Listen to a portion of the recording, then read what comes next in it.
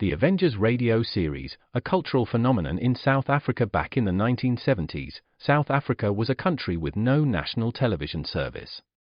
It wasn't until 1976 that the country would get its first taste of television broadcasts. But before that, radio was the primary medium of entertainment and information for the masses. This was the context when The Avengers, a British spy-fi series, made its debut on South African radio and became a cultural phenomenon. The Avengers was a British television series that originally aired from 1961 to 1969. The show revolved around the adventures of John Steed, a suave and sophisticated secret agent, and his various female associates. The series was a unique blend of traditional spy thriller elements with science fiction and fantasy, which set it apart from other shows of its time. While the series was hugely popular in the UK and had also made a significant impact in the American markets, being one of the rare British series given a network transmission slot, it was virtually unknown in South Africa. This was primarily due to the lack of a national television service in the country until 1976. However, as a film series, The Avengers was able to gain some exposure in South Africa through film rentals. But it was the launch of the radio series that truly brought The Avengers to the masses in South Africa. Come and listen at www.myclassicradio.net. The Black Museum. Horror and mystery based on Scotland Yard's collection, Orson Welles was both host and narrator for stories of horror and mystery based on Scotland Yard's collection of murder weapons and various ordinary objects once associated with historical true crime cases. Walking through the museum, Welles would pause at one of the exhibits, and his description of an artifact served as a device to lead into a wryly narrated dramatized tale of a brutal murder or a vicious crime. In the United States, the series aired on the Mutual Network between January 1 and December 30, 1952. Beginning May 7, 1953, it was also broadcast over Radio Luxembourg, sponsored by the cleaning products Dreft and Miro. Since the BBC carried no commercials, Radio Luxembourg aired sponsored programs at night to England. In the United States, a program of similar scope, using many of the same picked cases as the Black Museum, and nearly mirroring its broadcast run, was broadcast by NBC called Whitehall 1212. The two shows were different in the respect that while Whitehall 1212 told the story of a case entirely from the point of view of the police starting from the crime scene, the Black Museum was more heavily dramatized and played out scenes of the actual murders and included scenes from the criminal's point of view. Come and listen at www.myclassicradio.net.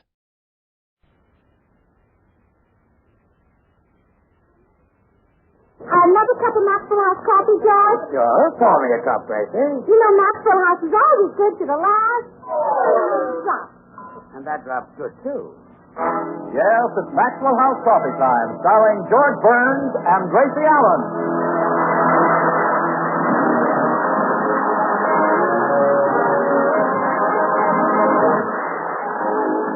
With our special guests tonight, Bing Crosby, yours truly, Toby Reed, Gail Gordon, Hans Conried, Henry Blair, Meredith Wilson, and the Maxwell House Orchestra, and Bill Goodwin. For America's Thursday night comedy enjoyment, it's George and Gracie. And for America's everyday coffee-drinking enjoyment, it's Maxwell House. Always good to the last drop.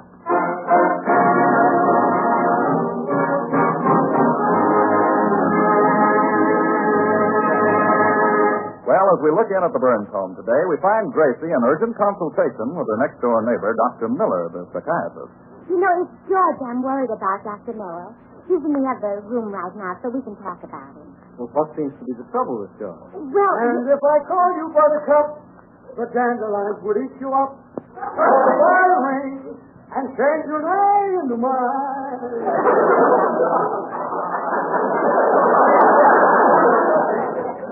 Was that George? yes. Mrs. Burns, I'm only a psychiatrist. That man needs a physician. He's suffering. Oh, no, he was singing. And that's what I'm worried about. And with very good reason. You see, George has a complex about Bing Crosby. He's bruised because Bing got all the singing jobs he should have had. I see. He feels that Crosby has usurped his rightful glory. And it's true. Who's the most popular man in show business today? Bing Crosby. And how did he get there? Over my husband's dead tonsils.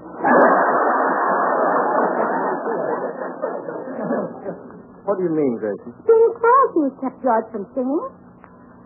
Small wonder he's very popular in show business. How did Bing accomplish this endearing feat? Oh, well, it all started back in 1932 when George and I worked in a picture with Bing, the big broadcast. Now, George was supposed to sing, but someone opened the windows in his dressing room and he caught cold. So Bing got the song. I see. Now, mind you, I don't say it was Bing who opened those windows, but draw your own conclusions. Well, Mrs. Burns, Bing Crosby is a very fine and a very intelligent man. Therefore, I think it's safe to assume he did open the window. I knew it. That's how he kept George's voice out of pictures. Then came radio. In 1935, the Kraft program went on the air. They wanted a voice that would sell cheese, so George auditioned. What happened? When Mr. Kraft himself said that George Burns has the cheesiest voice in America. What? Didn't get the program? No. Crosby got it. Politics. You really believe your husband is good, huh? Oh, to my mind, George Burns is the greatest singer of all time. Go, Dr. Miller. I wish you could fix everyone's mind so they think like me. Unfortunately, by my oath as a psychiatrist, I have sworn to do just the opposite. However, your husband's complex is a very real condition, and we must help him. Well, how can we do that? By building up his ego, we must flatter him until his faith in himself is restored and he once more sings every day at his fullest power. Then he'll be happy, you'll be happy, and I'll keep my windows closed. Now, I hear him stirring around, so we'll try on him now. Well, Gracie, Oh, Dr. Miller. Hello, George. Gracie and I were just saying what a beautiful singing voice you have. Really? Well, sit down, Doc. I'll sing you 14 or 15 numbers. From time to time, I have a patient waiting. But, Doc, Some other time, George. from time to time. Nobody ever listens to me. Crosby is the one they want to hear. Oh, Fruity Crosby. You're twice the singer he is. I know, but he's the one they want to hear. Well, I can't understand why. All he ever sings is White Christmas. They ever change the color of Christmas, he's through.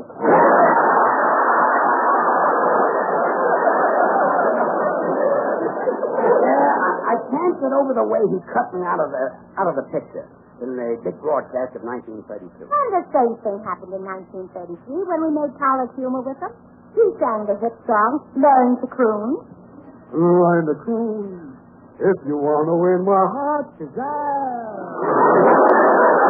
Yeah, they shouldn't have let Crosby mess that song up.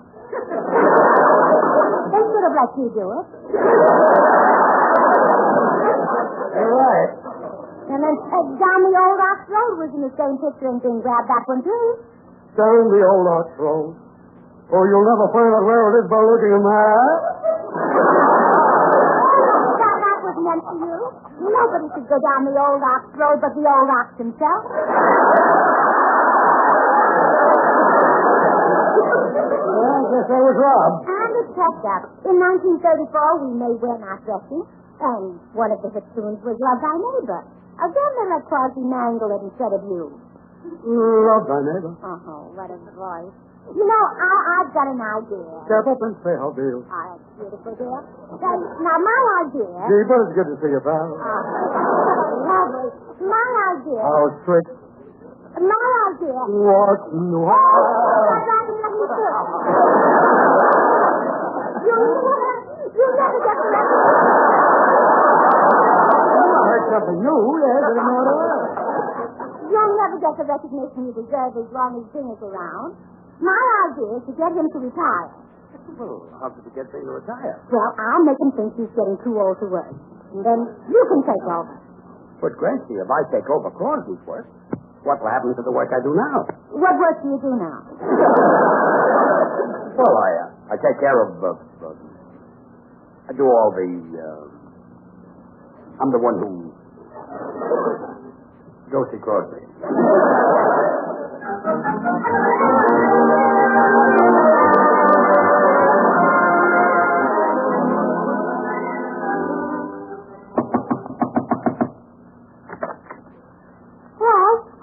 Sonny, is your father Bing Crosby at home? Sure, come on in. Thank you.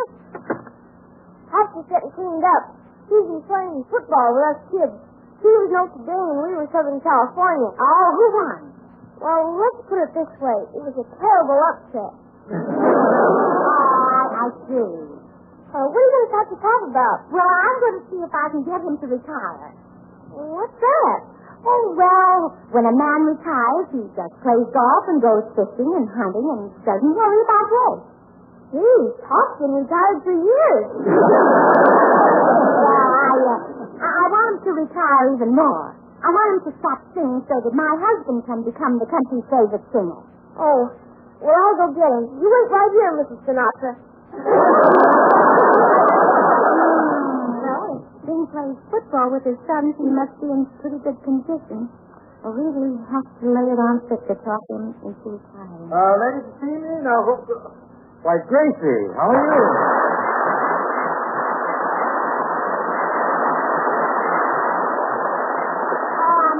I'm afraid the little boy made a mistake. I wanted to see his father, not his grandfather. Grandfather? Yes. Haven't you got a son named Bing? No, we've got him by just about any other name, though. Well, travel back to your rocking chair, old timer. I want to talk to Bing Crosby, the singer. Gracie, don't you recognize me? Where the blue of the night meets the gold of the day. Bing! Why, it's you!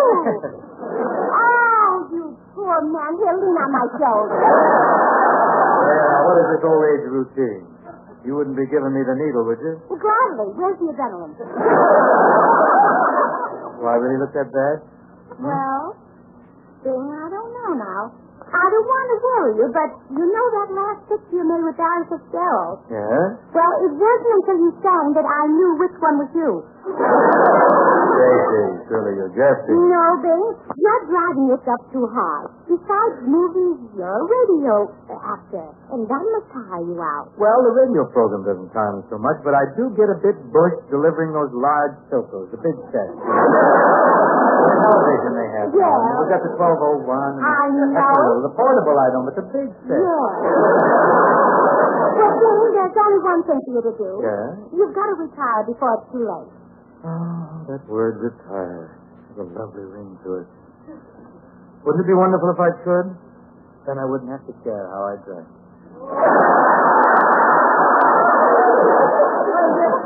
You mean you do now?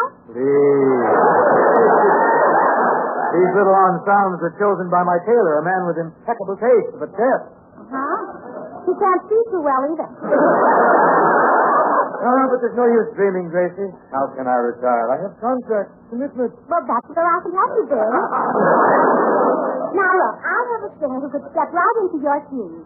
He sounds enough like you to be your brother. Really? Yes. You take over your job for your money. That is my brother.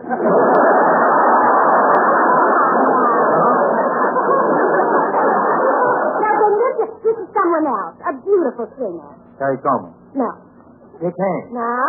Don't tell me it's, F-R-A-N-K. Oh, no. Forgive me for spelling, but I don't want the children to learn that word. Gracie, who is this singer you've groomed to take my place? My husband, the Beverly Hills Nightingale, Sugar Throat Burns. I didn't know he could sing. Oh, yes. That big, handsome dude is 110 pounds of solid talent. Well, this I must see and hear. Well, get your hat and we'll go see him right now. Good. I'll get her. Yes, Pop? Let him fetch my red suede bowler with the green feather, will you? Tell your mother I'll be gone for an hour or so. Oh, gee, Pop. He wanted you to play cowboys and Indians with us. Sorry, laddie boy. This time you'll have to scalp your mother. Come along, Oh, Gracie. yes, Daddy. It's too late to scalp your father.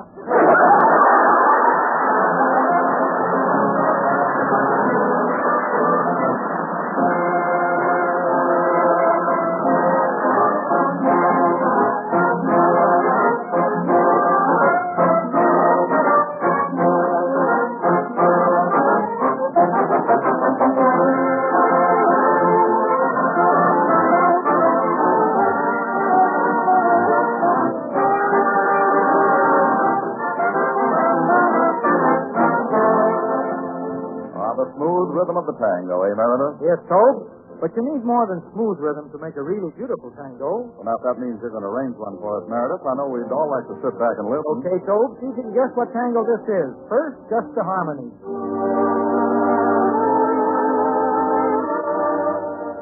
Now we'll add a counter melody for richness.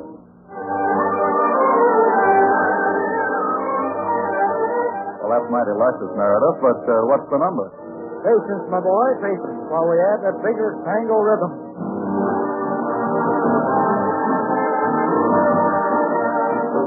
And now we'll combine the melody to complete this blend of tango music at its very best.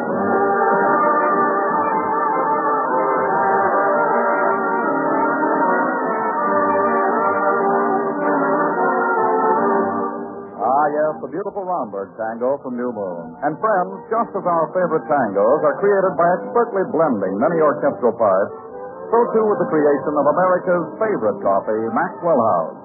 The superb quality, the famous good to the last drop flavor of Maxwell House demands that not just one, but many choice Latin American coffees be included in the final superb Maxwell House blend.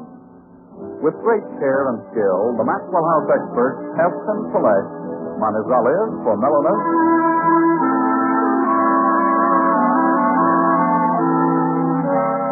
for richness, they add Medellin. For vigor, they choose other choice coffees.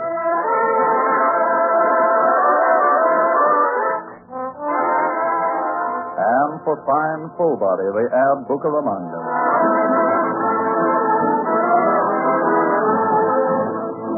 The sum total is the flavor perfection of America's favorite coffee, Maxwell House.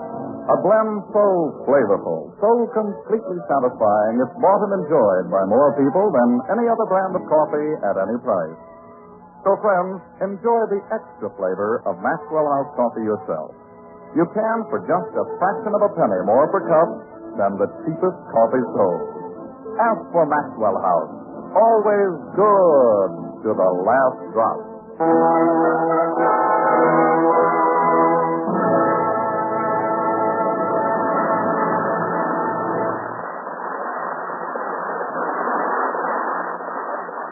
I have some good news, George. Dean has agreed to retire and let you take over his career. Really, Bing? Well, I have the matter under consideration. Gracie tells me that you bleat a beautiful batch of baritone. Well, I do have the type voice that makes women swoon. Oh, don't be so modest. When you sing, even men sing. Now, I'll leave you two alone to talk business, huh? Excuse me. Certainly, Gracie. George, now, if you take over my chores, just what percentage of my weekly stipend would you figure to latch on to? Well, roughly 95%. Smooth that out a little. Well, we'll see. How do you get paid, Bing? Well, my weekly check is sent to my brother Everett, who deducts 10% as agent's fees. He then passes it to brother Larry, who deducts another 10%. What for? Well, he's my brother Everett's agent. Say. Now, Larry, he now laterals the check to my brother Barney, who deducts 15%. What's he? He's Larry's business manager.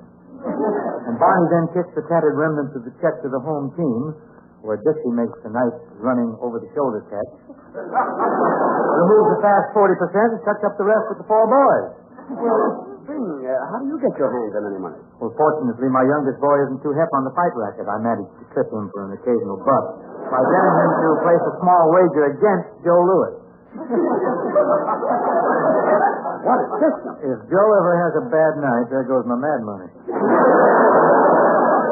Well, money isn't important to me, Bing. I'll take over your program for free. One thing that worries me, George, now suppose I decided to come out of retirement someday. If you're as good as Gracie says, I'll never get my program back.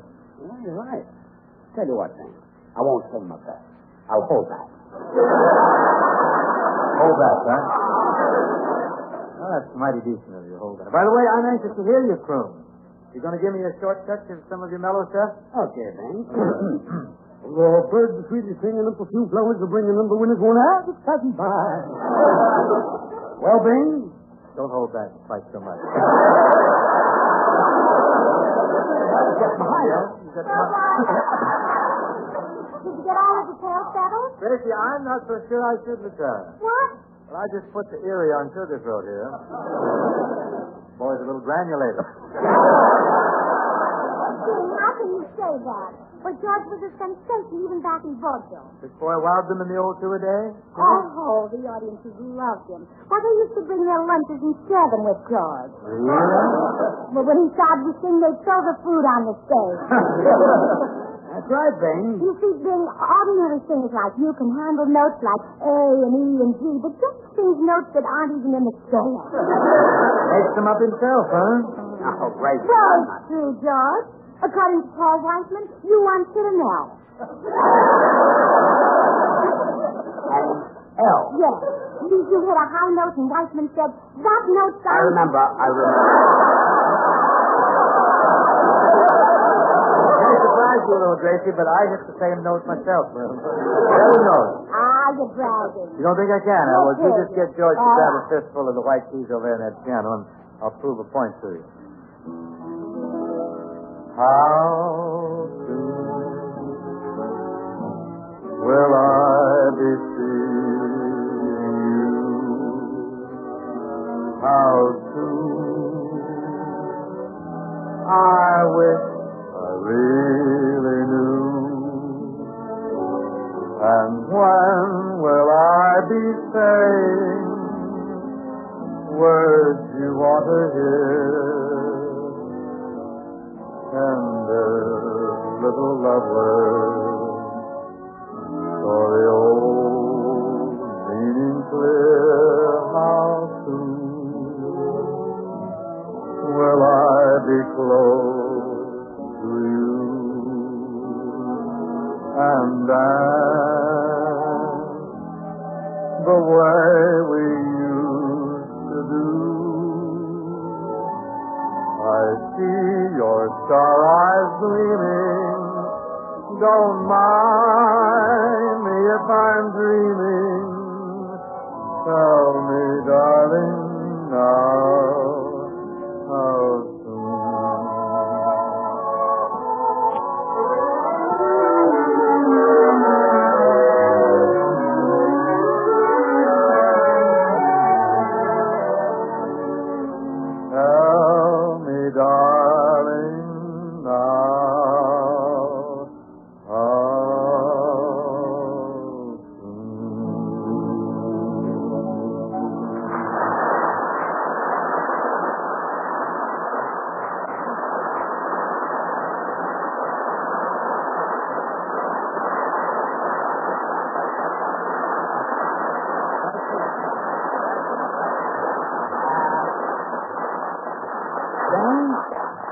That was beautiful.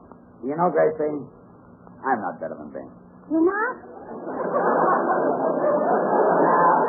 He's just as good as I am. Come in. Hi, Burns. Hello, Well, Bing. Oh, hi, Bill boy. This is Dave. You two seem to know one another. Why, everyone knows this lady's man. Petro may have its Leo the Lion, but Paramount we have Willie the Wolf. Well, Bing and I used to live next door to one another. That's right, but Bill moved away. When we had 4 boys, he saw there was no future in it. Now, Bill, listen, you're an old trusted friend of mine. I should certainly treasure your advice. Yeah? Would you really tell me the truth now? Do you think I should retire? Oh, no, Bing. You can't retire. You and I are the number 1 and number 2 attractions at Paramount. If you retire, we'll fill the number 2 spot. Good idea. Good one. Now, that reminds me, Ben, if you retire, George will not only replace you on the radio, but in pictures. What? You want George to replace Bing in pictures? Well, why not? You look pretty good in there beside Bob Hope. Besides Hope, anybody looks good. And George is a wonderful actor, too. You wait right here, and I'll go get his press clippings. You may go now.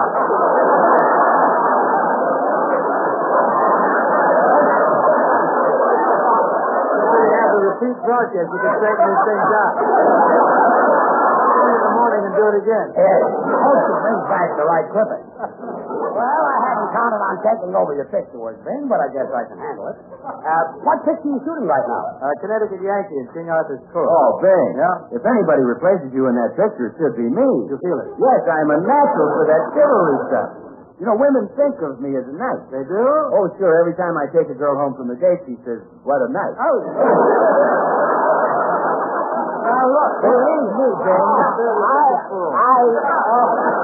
I would be sensational in that King Arthur picture. Now, get this scene, boy.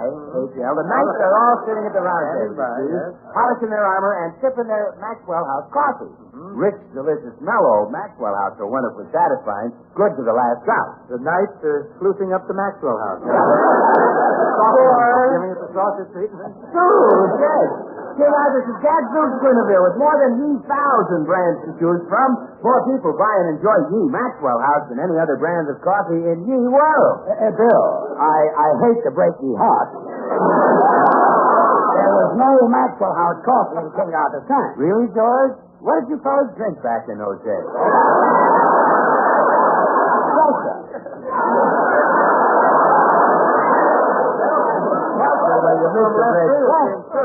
Maxwell House is the very best in coffee drinking pleasure. Yet it costs but a fraction of a penny more per cup than the cheapest coffee you can buy. Hey, look, Bill, if anybody replaces Bing in the Connecticut Yankee, it'll be me. Well, okay, George, but that'll be the first time a Connecticut Yank was ever played by a California jerk. So long, Bing. So long. Oh, you know, George, my vision of retirement grows dimmer by the moment. But Bing, you... Oh, here comes Gracie. Well, Gracie, what about my press clippings? Oh, I found them. Well? I read them. Well? I burned them. Well, good. But they weren't fair to him, Bing. He's really a fine actor. He can express tender love in a way that melts the heart.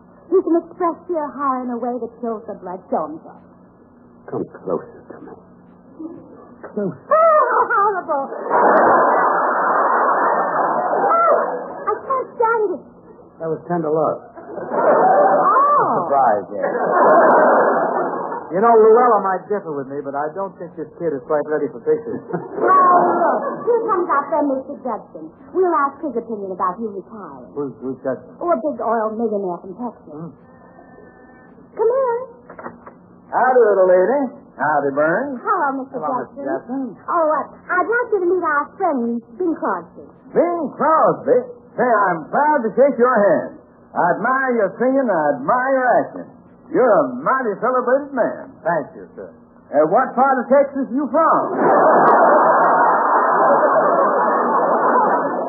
I'm not a Texan. Oh, now you must be kidding. A famous man like you just can't be a foreigner. However, I hail from the happy little hamlet of Spokane, Washington. Now, where at is that? That's about 1,000 miles due north. Oh, doggone, that's hard luck. Just over the Texas border. Mr. Judson, we'd like your opinion on something. Do you think Bing Crosby should retire? Well, would you like to, Bing? Well, it wouldn't be bad to settle down to a little serious golf. No, that sounds right good. Doctor out here advised me to take up that game for my health, so I went and bought myself 3 golf clubs. Only 3? Which clubs did you buy? Lakeside, Hillcrest, and the Hollywood Country Club.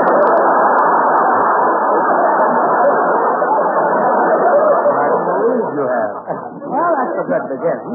Yeah. Now, say, if you do retire, Bing, I'd admire to have you visit me on my ranch. Of course, it ain't much as ranches go in Texas. How big a patch of ground you got? Well, I don't rightly know. I sent some fellas out to survey it 10 years ago, and they ain't done yet. Sounds a bit cramped, don't it? Yeah, but I got some real fine horses on it.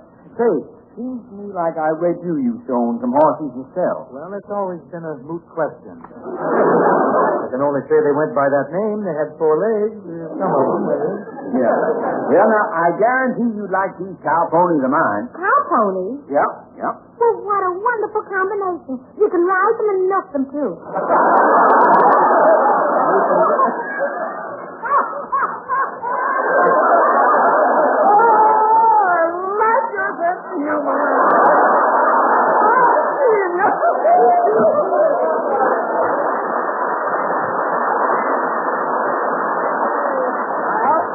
Come on, Bing, let's have a decision. Are you going to retire and let me take over your career? Well, George, in all fairness, I haven't heard you sing at your best.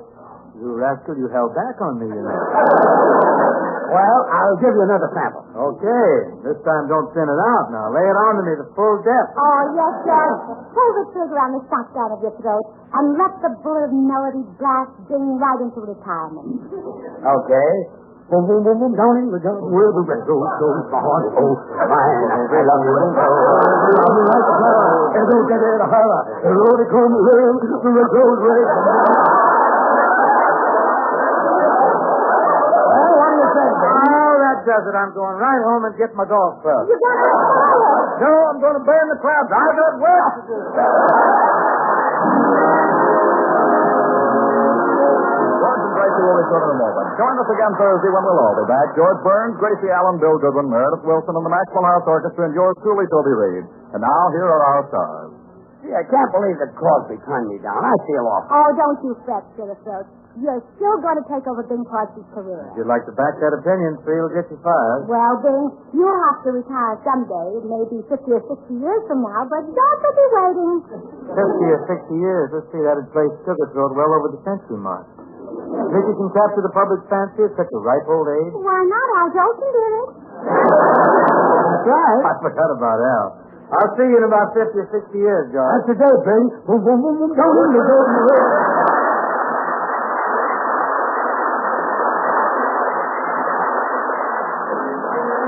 Hey, where do you live, Roxanne? I live out in Spokane. And what do you eat, Roxanne? Eat? I eat Jell-O. Jell-O in those 6 delicious flavors. Strawberry, raspberry, cherry, orange, lemon, and lime. Delightful, every one of them. Rich tasting and fruit-like because they're all locked-in flavors. Sealed right in by a special process so they can't get out till your first tempting spoonful. And Jell-O's coming back, so ask for Jell-O, Jell-O, Jell-O, Jell-O. J-E-L-L-O. Until next Thursday, good night and good luck from the makers of Maxwell House, America's #1 preferred brand of coffee. Always good to the last drop. The George Burns and Gracie Allen Show is written by Keith Fowler and Paul Henning.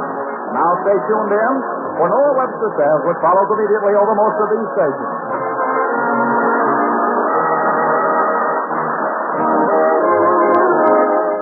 This is NBC, the national broadcasting company.